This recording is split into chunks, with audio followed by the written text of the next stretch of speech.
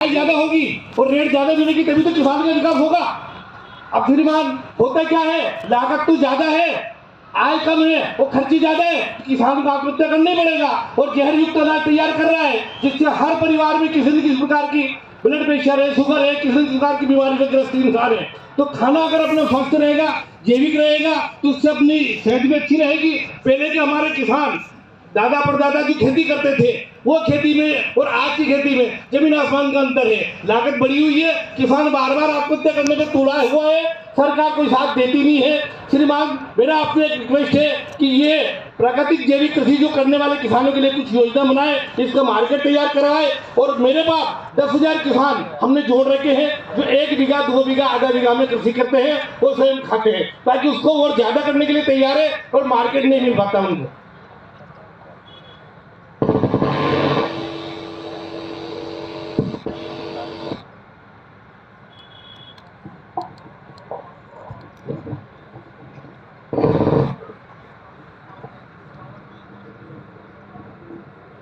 ऐसा लगता है कि किसान को चारों ओर से घेरा जा रहा है। एक तरफ सरकार घेरती है, दूसरी तरफ बड़े उद्योगपति घेरते हैं, व्यापारी घेरते हैं। तो आप मुझे बताइए, कौन कौन शक्तियां हिंदुस्तान के किसान को घेरी हुई हैं?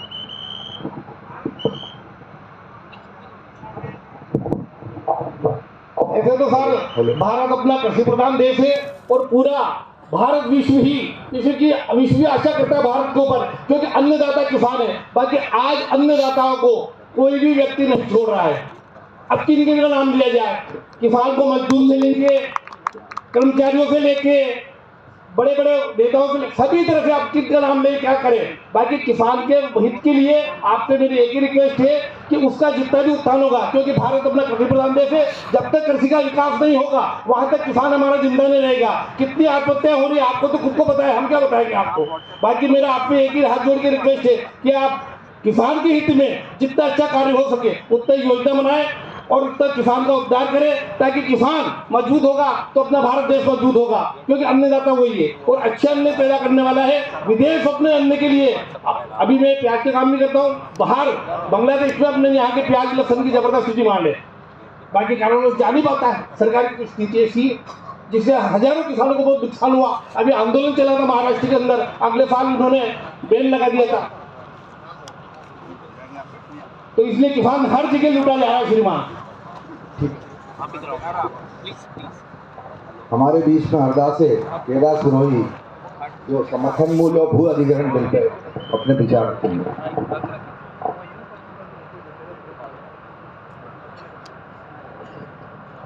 सर जय किसान। एक पहला मुद्दा जो पूरे विश्व स्तर पर चल रहा है, अभी यूरोप के करीब 15 देशों में ट्रैक्टर से एंटी फार्मर लॉ है, जो किसान विरोधी नीतियां हैं उन पे प्रोटेस्ट हो रहा है। भारत में भी काफ़ी बड़ा प्रोटेस्ट शुरू हो गया है। पंजाब की तीनों बॉर्डर पे किसान बैठे हैं। एक किसान को सरकार की तरफ से, हरियाणा सरकार की तरफ से सुखकरण सिंह को गोली सर में मार दी है, वो खत्म हो गया। सर आपने पूरे विश्व का जो डिमांड है उसको आपने माना है कि एमएसपी हम लोग देंगे, तो हम एमएसपी किस स्तर पे देंगे? क्योंकि मोदी जी का जहाँ भी फोटो और गारंटी आता है, इसका मतलब यह है कि वहाँ पर हमारा लुटना तय है। दूसरी बात, एक हमारे साथ बड़ी विडंबना हो रही है कि हम जब भी अच्छी कार से, अच्छे कपड़े पहन के प्रोटेस्ट करने जाते हैं तो हमारे ऊपर सबसे पहला आरोप लगाया जाता है कि हम लोग टैक्स पेयर नहीं हैं, हम टैक्स पेयर का पैसा ले रहे हैं। जबकि सर 7.5 करोड़ जो टैक्स पेयर है उसमें से 5.5 करोड़ लोग तो देश में जीरो टैक्स फाइलिंग करते हैं।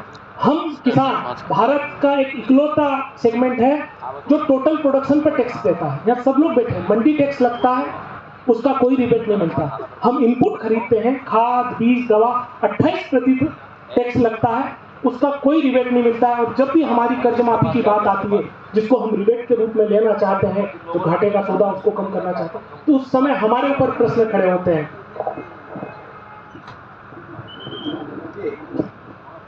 जीएसटी तो आप भी देते हो, टैक्स आप भी देते हो, ये तो कोई कह नहीं सकता कि आप टैक्स नहीं देते हो।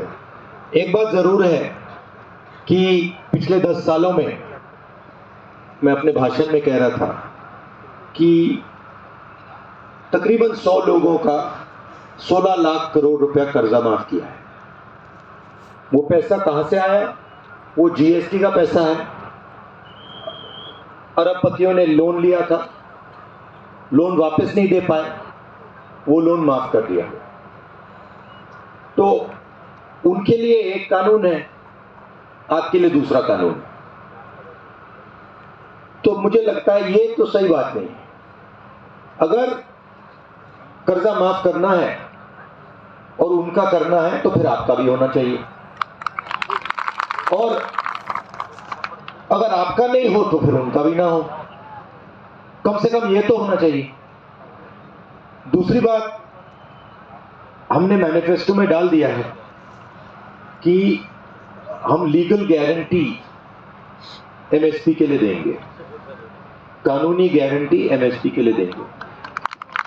एग्जैक्टली किस प्रकार से एमएसपी बनेगी उसकी हमारी पार्टी के अंदर अभी चर्चा हो रही है, मगर यहां मैं आपको कह सकता हूं कि जो नरेंद्र मोदी जी ने कहा है कि एमएसपी की गारंटी नहीं दी जा सकती है, हम अगर चुनाव जीतेंगे हम वो काम करके आपको दे देंगे।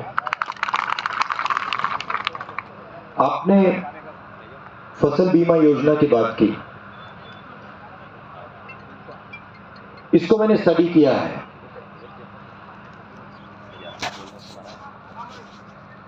पैसा आपका जाता है, जीएसटी से जाता है, आप टैक्स भरते हो, आपका पैसा जाता है। हिंदुस्तान की सरकार थोड़ा पैसा डालती है, आप डालते हो, स्टेट की सरकार डालती है।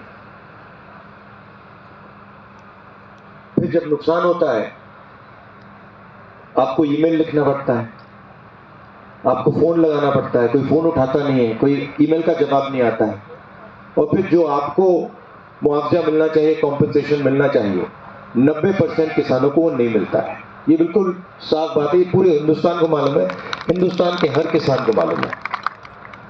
तो ये जो उनकी फसल बीमा योजना है, हमारी सरकार आएगी, हम इसको स्टडी करेंगे और जो आपको इससे न्याय मिलना चाहिए वो हम आपको करके दे देंगे।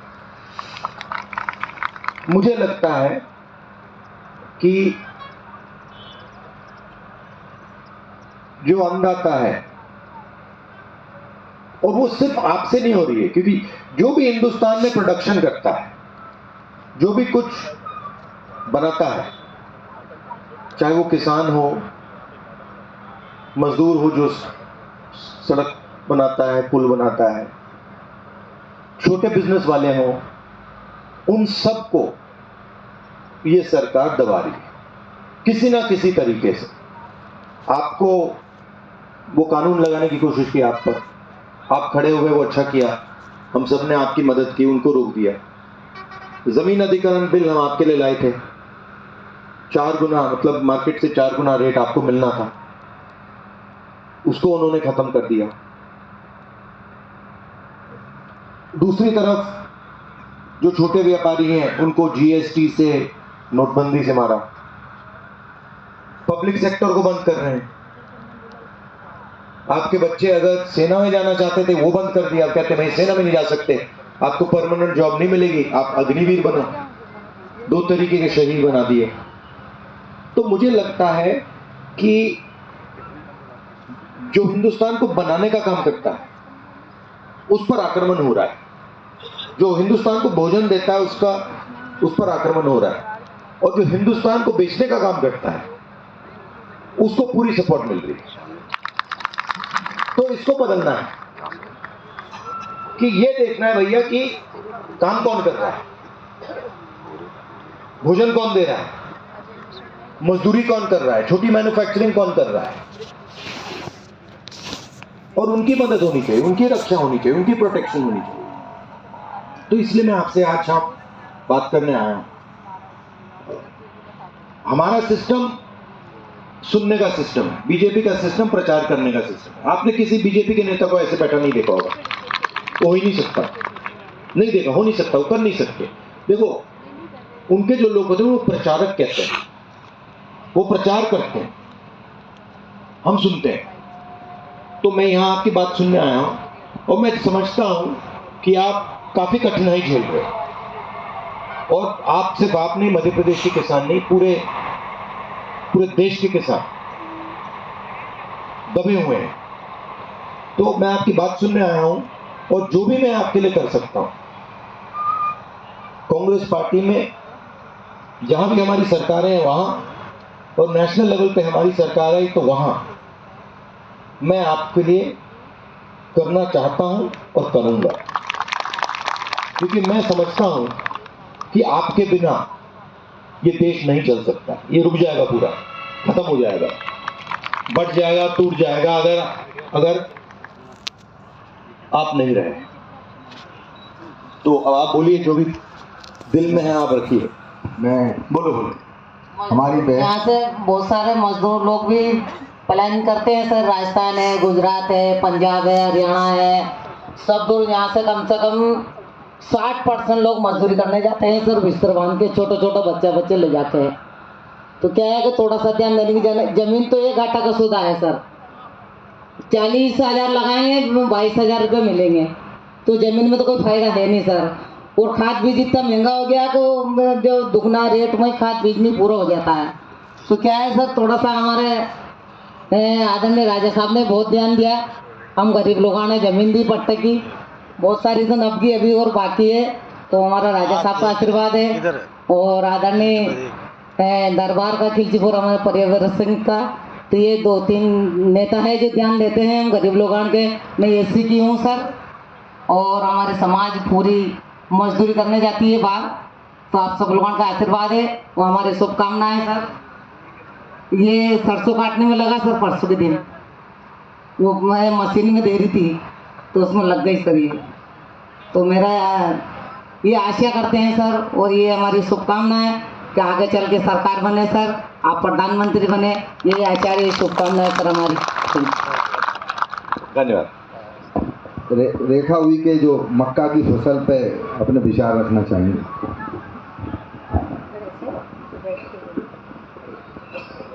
राहुल भैया की सबसे पहले तो राहुल भैया जिंदाबाद जिंदाबाद के मैं नारे लगाती हूँ।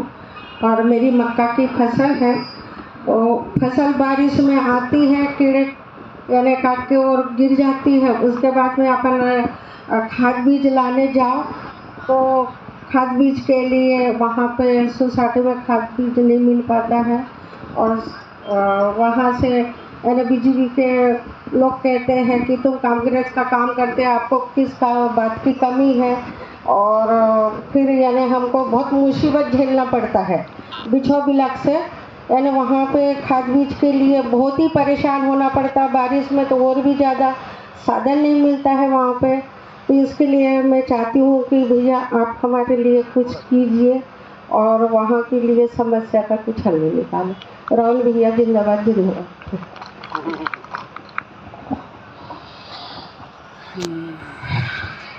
बोलना भी सबके बस की बात है। लहसुन की फसल पर फकीर चंद जी,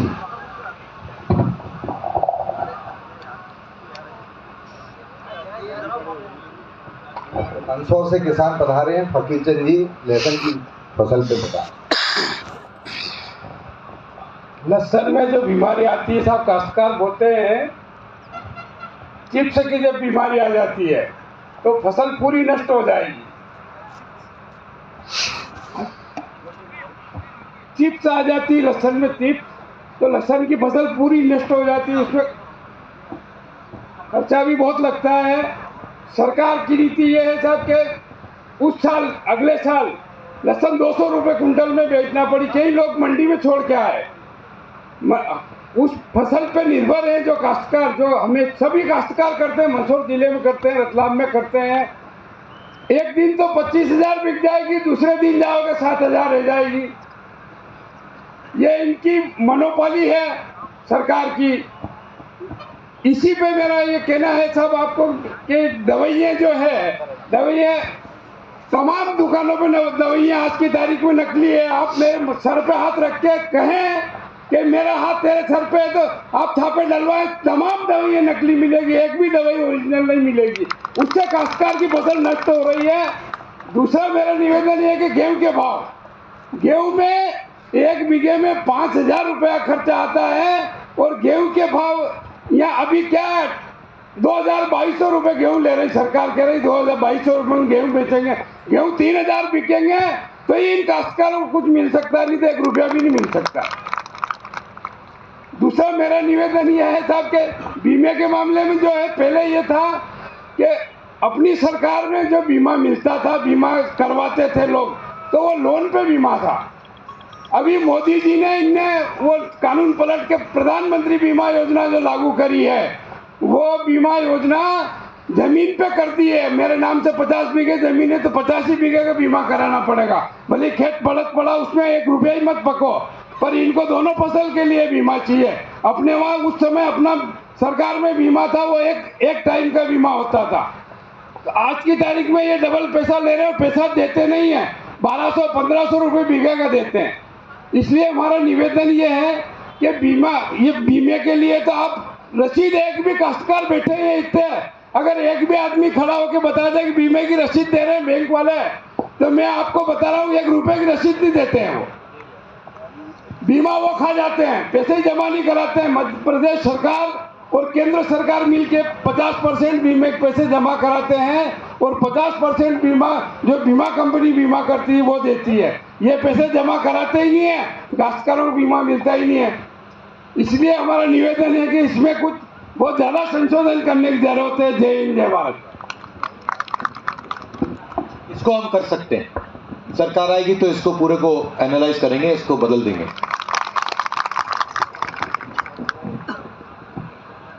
विष्णुदेव शास्त्री जी संपूर्ण कर्ज माफी एवं सब्सिडी पर अपने विचार रखें। शास्त्री जी।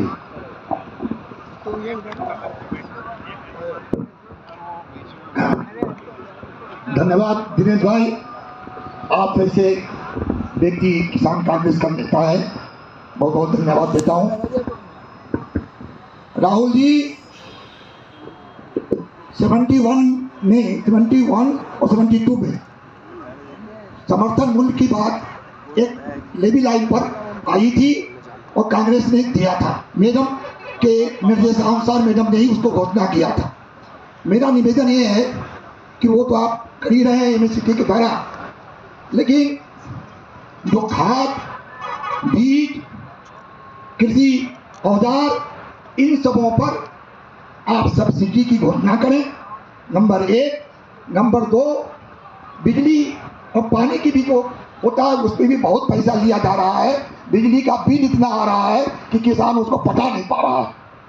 दूसरा मेरा एक निवेदन है कि बैंक ने जो अपनी ऋणग्रस्तता लाइन को जो दिया है, आपने बहुत कृपा करके 2009 में किसानों की कर्ज माफ किया था और उससे किसान बहुत लाभान्वित हुए थे और मैं उसके लिए बहुत बहुत धन्यवाद देता हूँ आपको। आप इस बार की चुनाव में अपनी चुनाव घोषणा पत्र में पूरे हिंदुस्तान के किसानों की कर्ज की माफी की घोषणा करें और उसे लाएं। किसानों की कर्जा चाहे वो लाइन की हो या किसान क्रेडिट कार्ड की हो, सभी किसानों की कर्जा माफ होनी चाहिए। और ये रुपया कोई ज्यादा नहीं है, 1,17,000 करोड़ का ये रुपया है।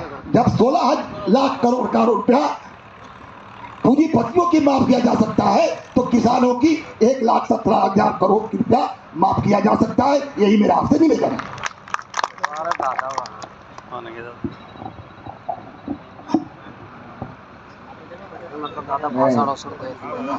भगवान सिंह चावड़ा जी जो प्याज की खेती करते हैं, निवेदन है कि माननीय राहुल जी आगे दिखाएं। राहुल जी, मध्य प्रदेश किसान खास करके मालवा क्षेत्र में प्याज की फसल बड़ी पैमाने पर उत्पादित होती है और जब हमारे पास प्याज का उत्पादन बफर रूप से आता है तो सरकार निर्यात बंद कर देती है और व्यापारी लोग हमारा प्याज जो बहुत नॉमिनल कीमत पे खरीदते हैं। आज से 10 साल पहले 10 रुपये किलो खरीदते थे, आज भी 10 रुपये किलो खरीदते हैं। पेस्टिसाइड्स के भाव इतने महंगे हैं कि 5,000 रुपये लीटर पेस्टिसाइड्स की दवाइयाँ हैं जो उनको उस फसल को बचाने के लिए हमको उसका उपयोग करना पड़ता है। और जब हमारे पास से व्यापारियों के गोदामों में प्याज पूरा चला जाता है तब ये निर्यात खोल देते हैं और वो लोगों को बहुत बड़ा फ़ायदा पहुंचाते हैं। तो हमारा निवेदन ये है कि किसानों का निरंतर जो है निर्यात जारी रहे ताकि उसे कम से कम उससे उचित मूल्य मिल जाए, उसका लागत खर्च मिल जाए, उसको थोड़ा लाभ मिल जाए। और ये एक ऐसी पॉलिसी इन्होंने बना रखी है कि कैसे इनको लाभान्वित करना। ये प्याज आपके पास यहाँ पे स्टोरेज की कोई फैसिलिटी नहीं है? स्टोरेज की है लेकिन इतना डेवलप नहीं हो पाया। बट जो सक्षम किसान है उन्होंने कुछ डेवलप किया है, लेकिन आम किसान कोई 1-2 किसान गाँव में 2 या 4 किसान ऐसे होंगे जिन्होंने स्टोरेज की फैसिलिटी डेवलप की है। लेकिन बाकी किसानों का तो वही कच्चा माल उनको मजबूरी में मंडी में और जैसे इसमें थोड़ा वैल्यू एडिड करा जा सकता है, जैसे प्याज का पाउडर बनाया जा सकता है, ये चीज़ें आप नहीं करते? ये प्रोसेसिंग यहाँ पे कोई है नहीं। और अगर ये होंगे भी तो ये बड़े उद्योगपतियों के पास है। हमारा जो कच्चा माल के रूप में हो जाएगा, खरीद लेते हैं पानी के भाव, वो भी वही कहानी रहेगी। लेकिन सबसे बड़ी बात है कि निर्यात निरंतर जारी रहे। ये एक इस बात पे प्राथमिकता हमारी सरकार आए तो इस पे देना है। मगर आपने जो बोला ना, ये